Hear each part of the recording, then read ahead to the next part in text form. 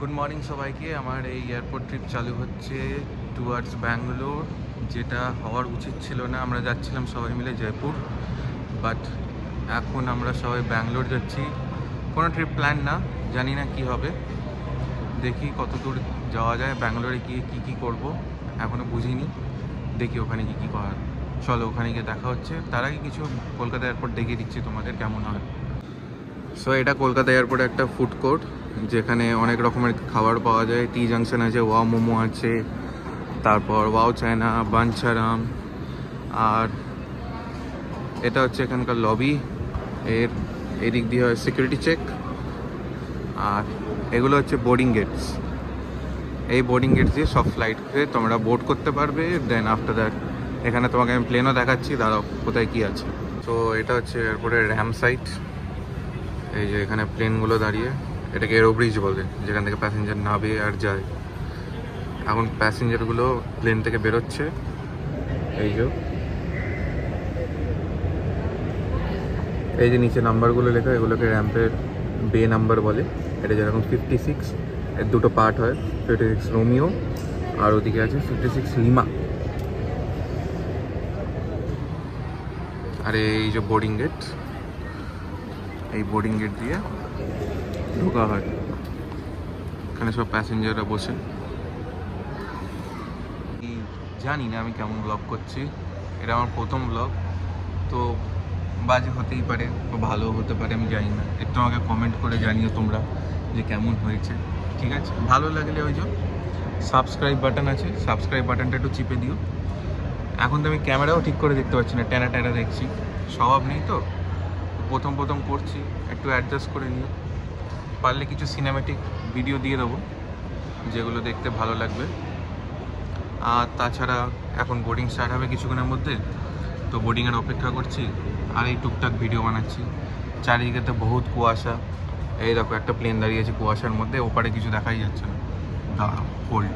এই আমি ক্যামেরা ঘুরে দিলাম, ওই দেখো প্লেন দাঁড়িয়ে, ওটাকে এটিআর প্লেন বলে। ঠিক আছে, ছোট প্লেন, দুদিকে ডানা আর সাথে কুয়াশা। হ্যালো কুয়াশা অলং উইথ প্লেন। ঠিক আছে, ওই নামছে এটা ব্লু ডার্টের প্লেন নামছে। ওই যে ডেলিভারিগুলো আছে আমাদের বাড়িতে, এটা একটু বেশি টাকা দিতে হয় ডেলিভারি করার জন্য, তাড়াতাড়ি আসবে তো। ঠিক আছে, টাটা। এই যে এখানে আরও প্লেন, এটা এরো ব্রিজ দিয়ে আমি দেখাচ্ছি। এখান থেকে সব প্যাসেঞ্জাররা আসছে, এখান থেকে আমাদের বোর্ডিং স্টার্ট হয়ে গেছে। তাই এরো ব্রিজ দিয়ে নামছি, প্লেনে ঢুকবো এরো ব্রিজ দিয়ে। তারপর প্লেনে ঢুকে দেখি যদি কিছু করতে পারি ব্লগ। এই এখন ব্যাঙ্গালোর পৌঁছে গেলাম। প্লেনের ভিতরে তো কোনো ভিডিও করতে হলো না, ঘুমে ঢুলছিলাম, সকালের থেকে ঘুম হয়নি, পুরো ঘুমে ঢুল। এখন নামলাম, শুনেছি নাকি এয়ারপোর্টটা খুবই ভালো, একটু এয়ারপোর্টটা ঘুরে দেখাচ্ছি তোমাদের, দেখো। আমরা এখন T1-এই আছি, এটা হচ্ছে T1 এয়ারপোর্ট, পুরোপুরি এরকম দেখতে। এখানে এরকম বসার জায়গা, এই যে আমার বাবা মা বসে। এখান থেকে নামতেই এই যে ব্যাঙ্গালোরি আর্ট, আমি সরি আমি জানি না, এই ব্যাঙ্গালোরি আর্ট বলে চালাচ্ছি, কিছু হবে আমি যেটা জানি না। এই যে এটা হচ্ছে ব্যাঙ্গালোরের ডিপার্চার এরিয়া।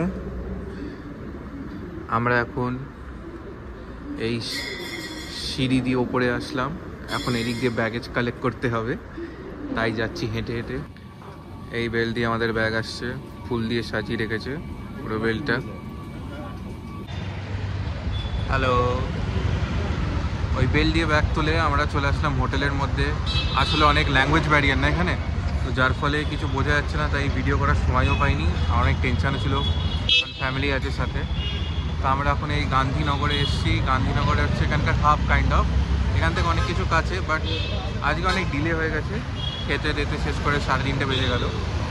তো এখানে আমরা খেলাম হচ্ছে এই যে রাসা পাকা ক্যাফে, পিওর ভেজ, কিন্তু খাবার দাবার একদম অসাধারণ, বাট একটু ঝাল। যারা ঝাল পছন্দ করো তারা তো এখানে একদম খুবই ভালো লাগবে, আর যাদের ঝাল পছন্দ না একটু কষ্ট করতে হবে, কিন্তু খাবার দাবার নো ডাউট ভালো সত্যিকারের।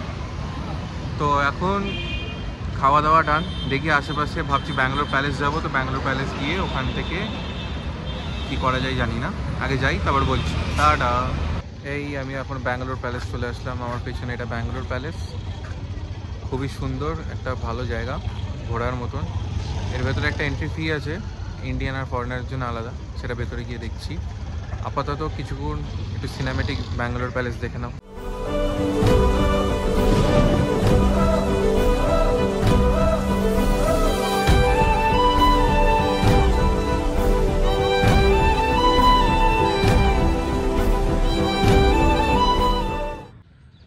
মাইসোর প্যালেসের ভেতরে তো গেলাম, কিন্তু ভেতরে গিয়ে তোমাকে ভিডিও কিচ্ছু করতে দেবে না। তাও লুকিয়ে লুকিয়ে আমি অনেক ভিডিও করেছি, সেগুলো তোমরা একটু পরেই দেখতে পাবে, ঠিক আছে? বা হয়তো এর আগে দেখে নিয়েছো। আর ইন্ডিয়ানের জন্য 240 টাকা আর ফরেনারের জন্য 480 টাকা করে ভেতরে গিয়ে। মাস্ট ভিজিট যদি ব্যাঙ্গালোর এসেছে। তাও কারোর যদি হিস্ট্রি ব্যাপারে বা হেরিটেজ ব্যাপারে পছন্দ, সে এখানে এসে বেশ এনজয় করতে পারবে। এটা প্যালেসের সামনে একটা গার্ডেন আছে, যাদের গার্ডেন ফুল মূল ভালো লাগে তারা এখানে এসে তাদের মতন করে এনজয় করতে পারে। তাহলে এই ব্যাঙ্গালোর প্যালেস ঘুরে এখন যাই না কী করব, কারণ মনে হয় সব কিছু এখন বন্ধই থাকবে। তো আপাতত এখান থেকে বেরোই অটো ধরে, সবার খিদে পাচ্ছে, তো খাওয়া দাওয়া করে তারপর যাই না কী করবো। যা করিব ভিডিওতে দেখাইব, তারপর তোমরা দেখে নাও, ঠিক আছে? টাটা। ব্যাঙ্গালোর প্যালেসের ওখান থেকে অটো পাওয়া যাচ্ছিল, যেই অটো ধরে আমরা এই বিধানসভা এবং ইন্দিরা গান্ধী মিউজিয়াম ঘুরবো, যার ভাড়া মাত্র 100 টাকা। তো এটা আমরা এখন দেখতে পাচ্ছি বিধানসভার সামনে, এরপরে যাব হচ্ছে ইন্দিরা গান্ধী মিউজিয়াম এই অটো করে। ইন্দিরা গান্ধী মিউজিয়ামে কোনো মিউজিয়াম নেই, এটা একটা পার্ক যেখানে এরকম লাইটিং শো হয়, যার ভাড়া মাত্র 30 টাকা। আর এই লাইটিং শো সত্যিই খুবই অসাধারণ, দেখো তোমরা। আর এই দেখতে দেখতে এই ভিডিওটা এখানেই শেষ করছি।